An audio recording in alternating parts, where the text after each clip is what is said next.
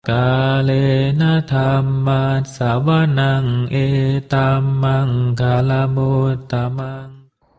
Part 12. Be Kindful. Judul asal Opening Up to Kindfulness. Penyusun Ajahn Brahm. Penyunting Handaka Wijayananda.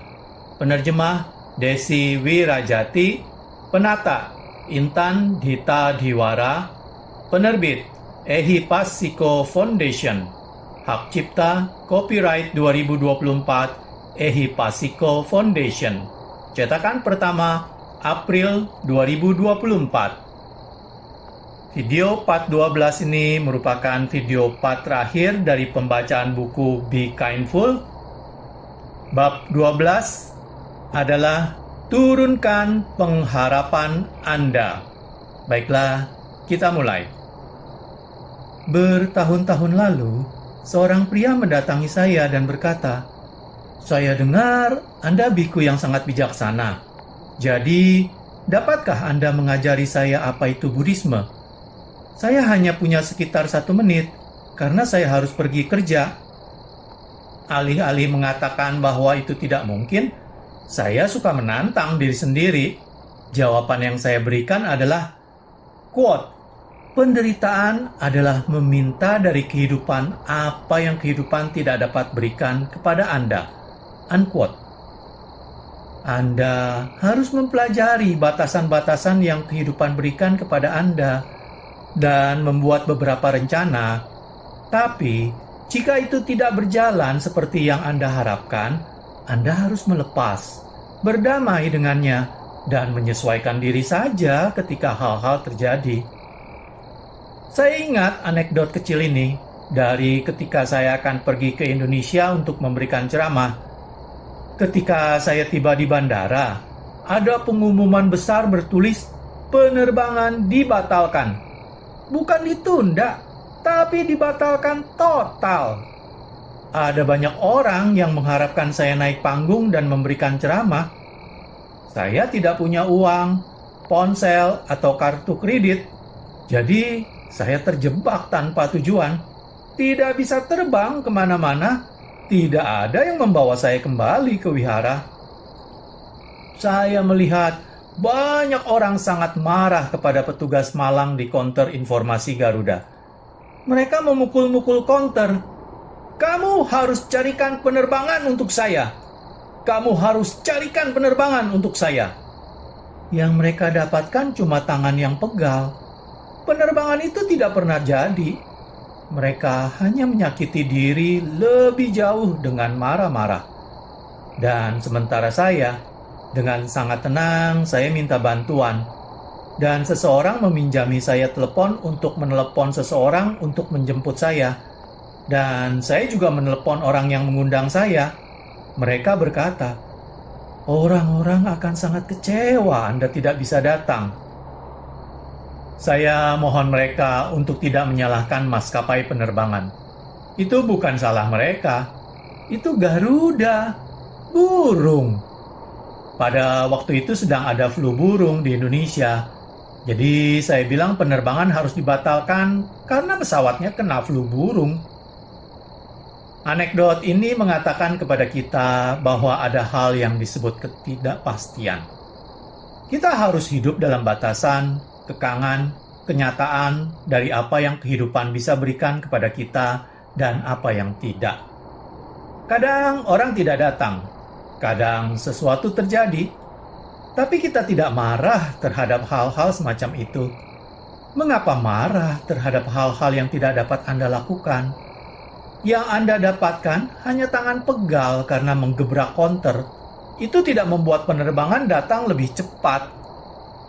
Banyak orang menjadi putus asa dan benar-benar jengkel dan membuat stres diri sendiri hanya karena mereka tidak mengetahui ajaran dasar kehidupan ini. Kita tidak selalu bisa mengharapkan segala sesuatu berjalan sesuai kehendak kita. Ketika Anda meminta sesuatu yang kehidupan tidak bisa berikan kepada Anda, itulah yang disebut penderitaan. Jadi, apa solusinya? Pahami apa yang kehidupan bisa berikan kepada Anda. Pahami bahwa segala sesuatu bisa salah. Pahami bahwa segala sesuatu tidak selalu bekerja dengan cara yang Anda mau. Bekerjalah di dalam parameter itu, dan Anda akan bahagia dan damai. Dengan kata lain, kurangi keinginan, hasrat, dan pengharapan Anda. Quote, kurangi hasrat dan pengharapan Anda, maka Anda akan bahagia dan damai. Unquote. Jika Anda tidak meminta sesuatu yang tidak dapat dunia berikan kepada Anda, jika Anda menurunkan pengharapan Anda pada kebenaran hidup dan tidak jengkel, malu, atau marah, maka Anda akan punya kehidupan yang jauh lebih bahagia. Kemurahan hati. Ada kegembiraan ketika Anda melihat seseorang melakukan aksi kebajikan yang indah, pemaafan, atau kemurahan hati. Kemurahan hati itu bukan hanya untuk memberikan sumbangan, tapi dengan memberikan sedikit ruang untuk seseorang. Kadang orang membuat kesalahan.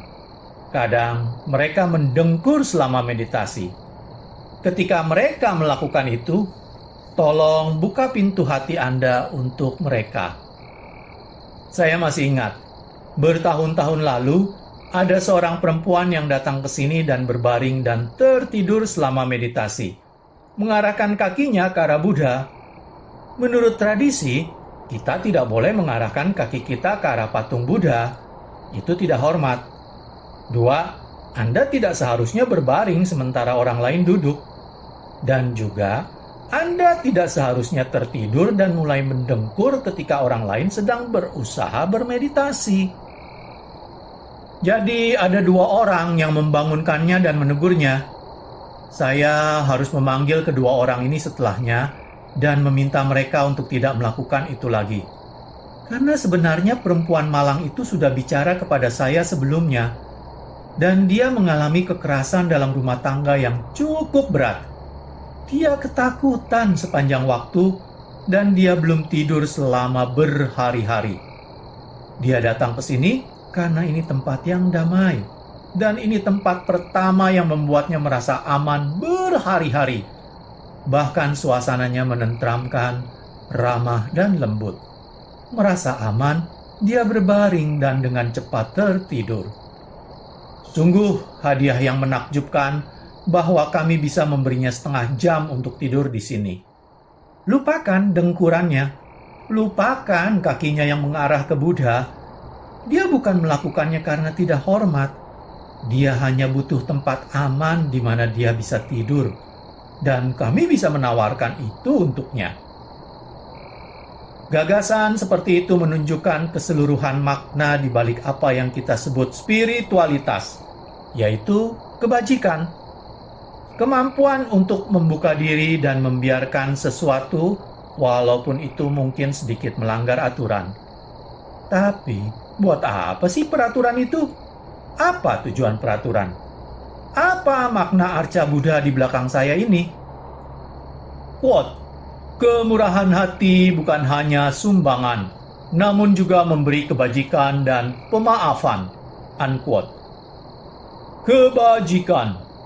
Kadang orang lupa mengapa kita melakukan ritual dan upacara seperti bersujud. Beberapa orang bilang, mereka tidak tahu buat apa kita bersujud. Apa itu ritual keagamaan? Bisa saja begitu jika Anda tidak mengerti kenapa Anda melakukannya. Quote, ketika saya bersujud kepada apa yang dilambangkan Buddha menurut saya. Unquote. Bagi saya, sujud pertama selalu untuk kebajikan, untuk kebaikan, untuk etika. Karena kalau Anda orang baik, orang bajik, orang yang dapat dipercaya, itu membuat hidup begitu damai dan begitu aman. Itu salah satu alasan kenapa wanita itu bisa tertidur di sini. Dia merasa tidak ada orang yang akan menyerangnya atau mencuri tasnya. Dia tahu ini adalah tempat beretika di mana Anda bisa mempercayai orang. Saya selalu ingat salah satu teman saya yang paling lama datang mengunjungi saya di Thailand bertahun-tahun yang lalu. Saya mengantarkan dia ke kamarnya dan berkata, salah satu hal yang menakjubkan untuk dialami di Thailand Timur Laut adalah menyambut makanan derma pada pagi hari. Para biku bangun pagi-pagi sekali, dan begitu fajar menyingsing, mereka membawa mangkuk dan berjalan dengan tenang dan penuh penyadaran melewati desa. Orang-orang yang bajik dan murah hati bangun pagi untuk menaruh sejumput nasi ke dalam mangkuk biku. Penduduk desa mengatakan bahwa pemandangan orang-orang yang damai, tenang, dan hening berjalan melewati desa mengingatkan mereka akan spiritualitas mereka. Saya berkata kepada teman saya bahwa ini adalah salah satu waktu terbaik pada pagi hari, jadi dia harus ikut. Dan dia berkata, "Aku lelah sekali, aku stres sekali di kantor. Tidak mungkin aku bisa bangun sepagi itu." Saya berkata, "Kamu tidak perlu khawatir. Aku akan datang ke kamarmu dan mengetuk pintumu 15 menit sebelum kami pergi. Jadi kamu punya waktu untuk bersiap-siap." Dan saya melakukan itu. Tak kala kami jalan pulang, dia berterima kasih kepada saya untuk pengalaman spiritual yang hebat. Tapi kemudian dia menambahkan, "Aneh sekali, ketika aku tidur semalam, aku tahu kamu akan di sana pagi hari untuk membangunkanku. Aku tahu aku bisa mempercayaimu." Di London, tempat dia tinggal, banyak kali orang berjanji melakukan sesuatu, tapi mereka tidak pernah melakukannya. Kamu tidak bisa mempercayai orang di dunia, tapi di sini aku bisa mempercayaimu 100%. Dan itu pengalaman yang sangat unik, katanya. Ketika ada orang bilang mereka akan melakukan sesuatu untuk Anda, bisakah Anda mempercayai dia sepenuhnya? Itu payah, kan? Kalau Anda tidak punya etika yang baik, itu menyebabkan banyak kecemasan. Tinggal di wihara atau tinggal dengan orang-orang yang beretika adalah keistimewaan yang begitu hebat. Quote, "Sekedar punya rasa percaya saja membuat hidup bersama orang spiritual sebagai keistimewaan." Unquote. Etika memecahkan begitu banyak masalah tentang stres. Saya tidak harus selalu was-was. Anda tidak perlu takut apapun atau khawatir apa yang orang lain katakan atau lakukan. Anda tidak perlu berbohong. Anda tidak perlu mengakali orang. Anda bisa mempercayai orang. Dan itu adalah bagian yang indah dari kehidupan manusia. Itu sebabnya saya memuji kebajikan. Saya bersujud kepada kebajikan, karena saya benar-benar melihat pentingnya itu. Kedamaian. Sujud kedua adalah untuk kedamaian. Kedamaian datang dari kebajikan karena Anda tidak perlu berbantah satu sama lain untuk mendapatkan yang Anda mau. Anda bisa santai dan menemukan kedamaian di dunia dengan menurunkan pengharapan Anda tentang apa itu kehidupan. Anda tidak bertengkar, tapi berdamai, bajik, lembut kepada diri sendiri dan kepada orang lain. Dengan menurunkan pengharapan, Anda akan melihat bahwa apa yang orang pikir adalah kesempurnaan sebenarnya tidak dapat dicapai. Dan kesalahan-kesalahan kecil yang Anda buat memberi Anda kemanusiawian dan kebisaan dicintai yang indah ini. Quote, "Kesalahan-kesalahan kecil memberi Anda kemanusiawian dan kebisaan dicintai yang indah." Unquote. Ketika saya datang ke Australia dari Thailand puluhan tahun lalu, bahasa Thai saya fasih. Tetapi karena saya tidak banyak memakainya di sini, kemampuan bahasa Thai dan Laos saya menjadi agak aneh. Setelah di sini sekitar 10 tahun, sekelompok besar orang Thai dari Bangkok datang mengunjungi wihara, dan mereka ingin saya memberikan ceramah dalam bahasa Thai. Jadi saya melakukan sebisa mungkin. Ceramah Dharma ringkas selama 50 menit dalam bahasa Thai. Setelah ceramah, mereka bilang itu menakjubkan. Karena itu pertama kalinya mereka mendengar biku berceramah dalam bahasa Pali, dalam kurung bahasa naskah Buddhis kuno. Itu bukan Pali, itu bahasa Thai. Jadi saya berkata, Sebaiknya saya membenahi bahasa Thai saya. Tapi mereka berkata, "Jangan, ini sudah cukup bagus. Lucu ketika Anda membuat kesalahan.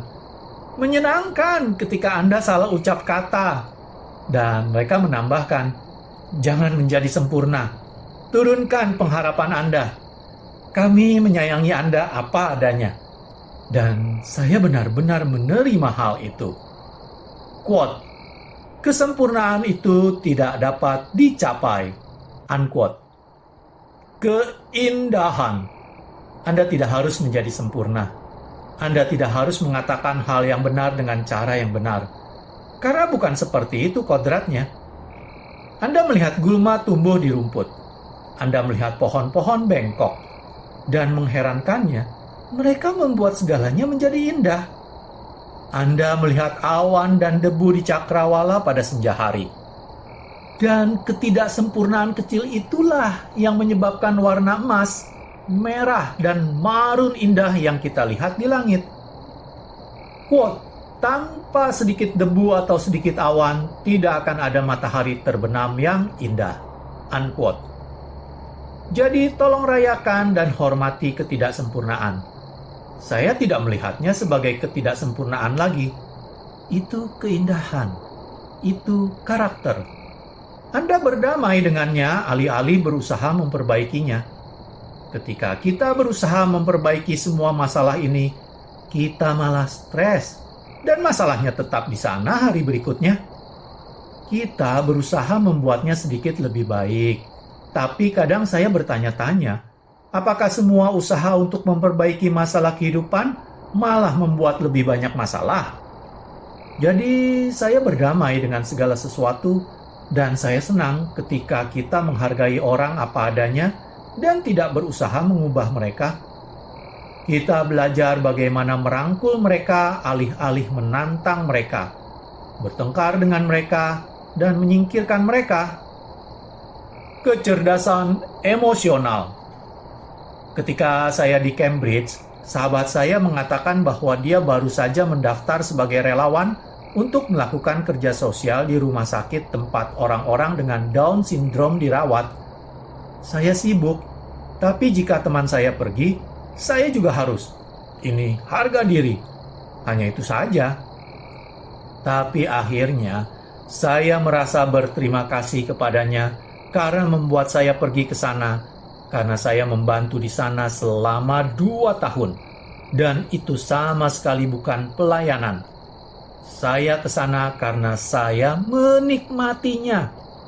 Saya menanti-nantikan hari Kamis sore itu karena saya menghargai, diajar, dan terinspirasi oleh orang-orang yang dikucilkan oleh masyarakat.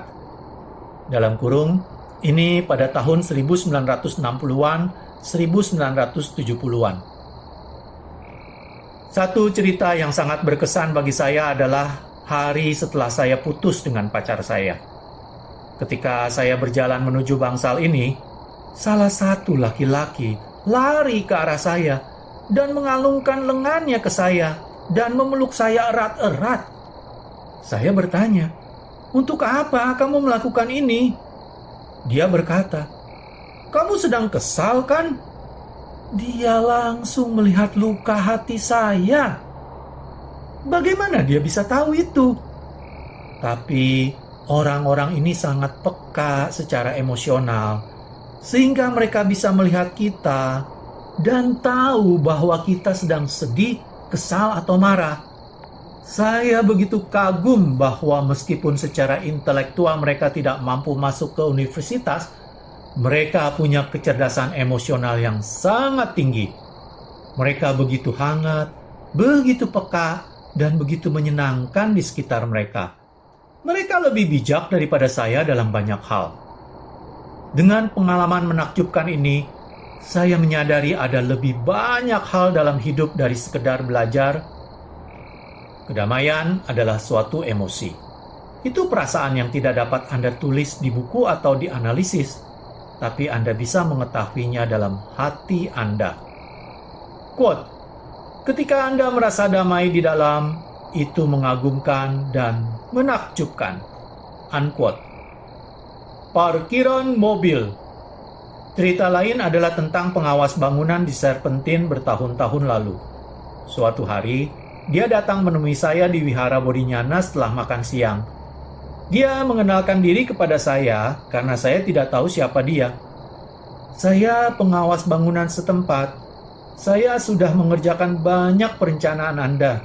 Saya datang cuma untuk bilang terima kasih. Terima kasih karena memberi Anda pekerjaan. Saya merasa bingung. Bukan, terima kasih untuk parkiran mobil Anda. Saya lebih bingung lagi.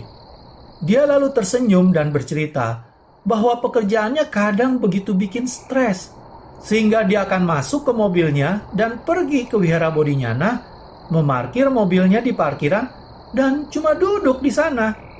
Dia tidak pernah masuk untuk bicara kepada saya, bahkan tidak pernah keluar dari mobilnya. Hanya parkir dan duduk di sana sampai dia mendapatkan cukup energi positif dari tempat itu, sehingga stresnya lenyap. Kemudian, dia akan menyetir kembali kerja. Suasana damai bisa menghilangkan stres Anda. Pergi saja ke tempat yang tenang di mana Anda merasa aman, di mana orang tidak berusaha mengubah keyakinan Anda, di mana tidak seorang pun menyodorkan amplop sumbangan ke wajah Anda, di mana Anda hanya diterima dan dihargai, dan boleh duduk seberapa lama pun Anda inginkan. Itu memberi Anda kedamaian dan kebebasan, dan ini hadiah yang begitu indah. Quote, hadiah yang indah adalah memberi orang kesempatan untuk menemukan kedamaian. Unquote. Kadang ketika kita punya masalah, yang kita butuhkan adalah tempat yang bisa kita datangi hanya untuk berdiam, untuk sendirian, untuk mendamaikan diri kita dengan apa yang telah terjadi, yang mengesalkan kita. Suatu tempat yang damai, tempat yang aman, tempat yang baik untuk sekedar duduk. Kita tidak perlu diberitahu harus melakukan apa, karena kadang itu hanya akan membuat kita lebih stres. Kita hanya perlu tempat untuk secara harfiah tak bergolak dan dirangkul di ruang tenang kita sendiri. Quote, seringkali yang kita butuhkan hanyalah tempat yang damai, tempat yang aman, tempat yang baik. Unquote. Piramida. Sebagai anak muda pada tahun 1969, saya pergi ke Amerika Tengah karena saya melihat buku tentang piramida Maya kuno yang seharusnya menjadi pusat spiritual, tapi tidak ada yang tahu apa arti bangunan-bangunan itu. Nyaris tidak punya uang, saya harus melakukan perjalanan dengan bus dan kapal nelayan, dan itu petualangan yang cukup hebat. Ketika saya sampai di tempat piramida-piramida ini, di tengah hutan, tidak ada pemandu, tidak ada turis sama sekali. Saya ditinggalkan sendirian bersama piramida-piramida ini. Jadi, apa yang saya lakukan? Saya memanjat salah satu piramida hanya untuk melihat ada apa di puncaknya. Tidak benar-benar tahu apa yang saya lakukan. Ketika saya tiba di puncak, jelaslah bahwa itu adalah tempat spiritual. Karena puncak piramida berada di atas garis pepohonan. Dan untuk pertama kalinya setelah berminggu-minggu, saya bisa melihat cakrawala di segala arah. Tidak ada apapun di antara saya dan kemahaluasan. Kekosongan dan ruang yang dahsyat ini merangkul segalanya. Dan itu adalah kedamaian. Kadang kita mengganggu kedamaian dengan memberinya nama, dengan berusaha memasukkannya ke dalam botol dan menjadikannya dogma. Atau dengan menuliskannya ke dalam buku dan bertengkar siapa yang punya buku yang benar. Tapi, spiritualitas adalah hal yang lain. Quote, spiritualitas adalah merasakan kedamaian. Unquote. Itulah gunanya piramida-piramida itu, untuk melihat selamanya ke segala arah, tapi tidak ada apa-apa di sana. Kekosongan di segala arah. Indah. Inilah kedamaian yang selalu saya lihat sebagai sebuah bagian penting dari spiritualitas. Quote, "Kekosongan adalah kedamaian." Unquote. Ruang. Kita dapat menemukan kedamaian di ruang di antara manusia. Apa Anda pernah memperhatikan bahwa ruangan itu banyak kosongnya? Ketika kita hanya melihat orang dan bukan ruang, maka kita selalu melihat cewek, cowok, botol air, ajan bram. Tapi bayangkan hanya melihat apa yang di sekitar semua hal di ruangan, yang jauh lebih besar. Selalu ada lebih banyak ruang daripada hal-hal yang ada. Sayangnya, kita selalu dilatih untuk mencerap hal-hal daripada apa yang di antara hal-hal. Ubah persepsi Anda. Jarak di antara orang bukanlah apa yang memisahkan mereka, tapi kekosongan yang indah ini sebenarnya menyatukan mereka. Ruang yang merangkul semua orang adalah kedamaian. Jadi, jangan melihat hal-hal. Melihatlah apa yang di antara hal-hal. Inilah cara kita belajar menghargai kedamaian alih-alih hal-hal. Quote, "Kekosongan yang merangkul segalanya adalah kedamaian." Unquote. Kebijaksanaan. Sujud terakhir adalah untuk kebijaksanaan, untuk kebajikan. Kebijaksanaan bukanlah sesuatu yang Anda tulis di buku atau yang Anda perbantahkan. Itulah yang selalu guru saya, Ajahn Chah, katakan ketika ia melihat orang-orang berbantah. Ia menatap satu biku dan berkata, "Kamu betul, tapi tidak benar." Lalu melihat biku satunya dan berkata, "Kamu betul, tapi tidak benar." Itu pernyataan kecil yang sangat indah. Tidak memihak satu dari yang lain, tapi mengatakan kalian berdua salah karena kalian berbantah. Kebijaksanaan sejati adalah sesuatu yang meredakan perbantahan, menenangkan orang. Itu menemukan titik temu hubungan antar manusia, sesuatu yang setiap orang dapat sepakati, serta cinta dan rasa hormat. Hal-hal seperti kewelasan dan kebajikan, hal-hal seperti kebenaran. Bahkan Buddha sering berkata, engkau bisa mengetahui itu adalah kebenaran. Itu adalah dhamma, jika itu membawa pada kedamaian, keterbebasan, dan kecerahan. Quote, "Kebijaksanaan sejati meredakan perbantahan dan menghubungkan manusia." Unquote. Spiritualitas. Bertahun-tahun lalu saya diundang untuk memberikan ceramah pada upacara pagi di sekolah dengan salah satu teman pendeta saya. Ketika kami sedang menunggu anak-anak duduk, kepala sekolah, seorang Kristen yang sangat taat, berkata, "Selamat datang di sekolah kami."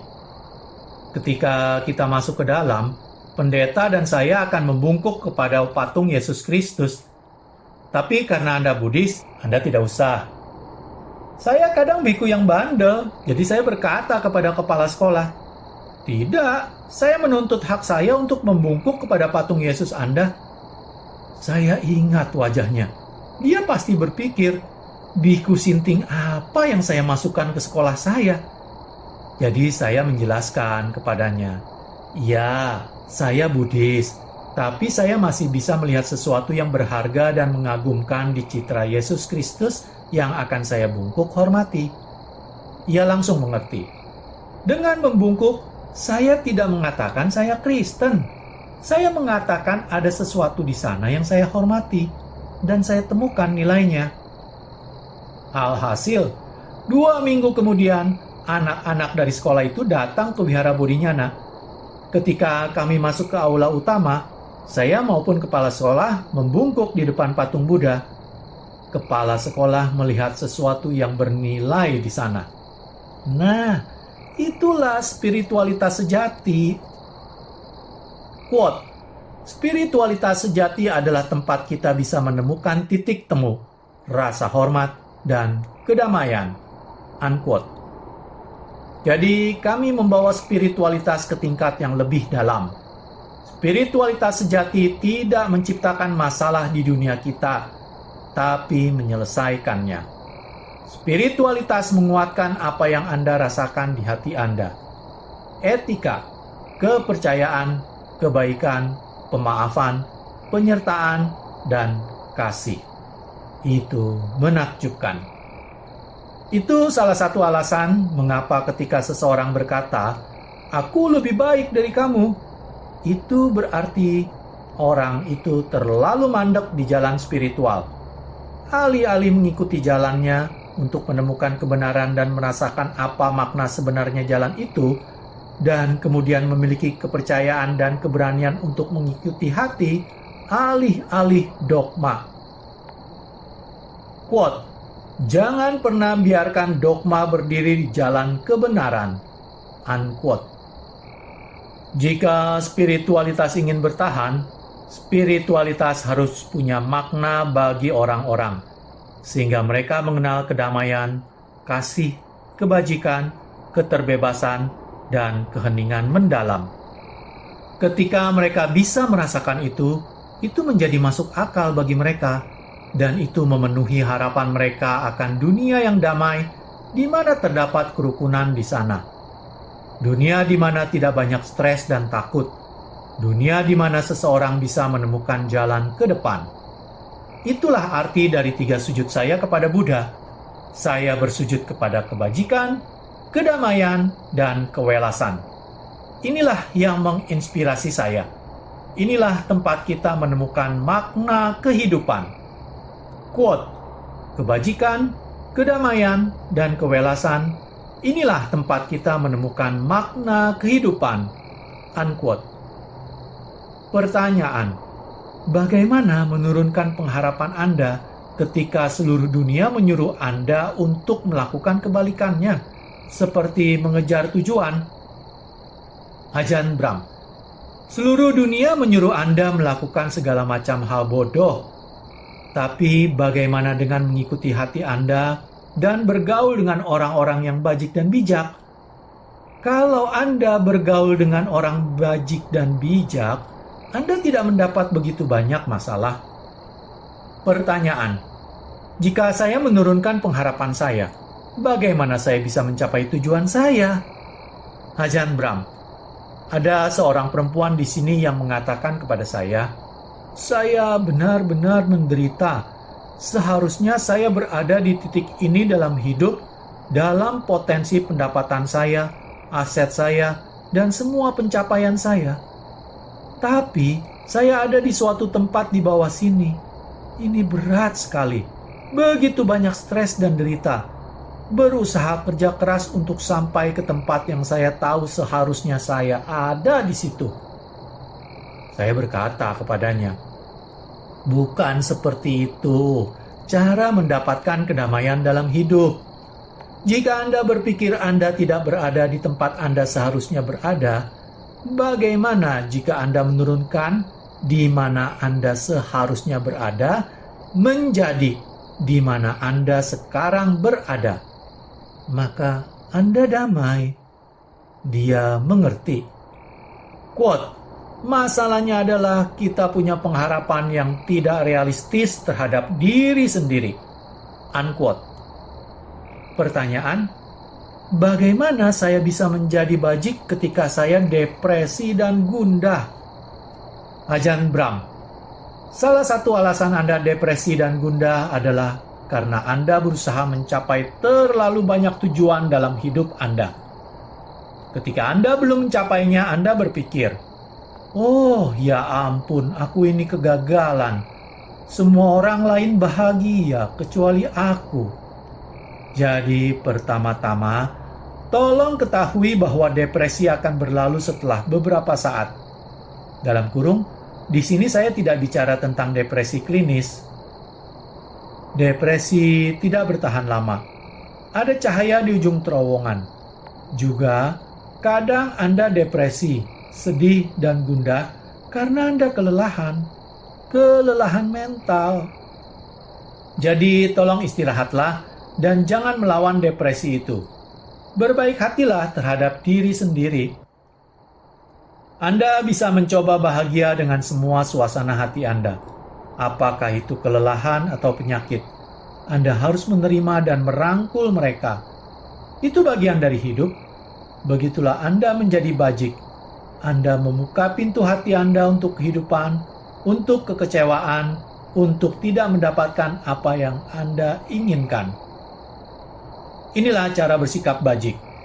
Jangan terlalu banyak melawan. Jangan bertarung dalam pertempuran yang tidak akan pernah dapat Anda menangkan. Anda akan mengalami masa-masa depresi, tapi itu akan berlalu. Tidak ada yang salah dengan itu. Di halaman belakang buku ini terdapat satu kutipan, quote, "Tanpa sedikit debu atau sedikit awan, tidak akan ada matahari terbenam yang indah." Unquote. Ajahn Brahm. Demikianlah, selesai sudah saya membacakan buku Be Kindful yang berjudul asal Opening Up to Kindfulness, penyusun Ajahn Brahm.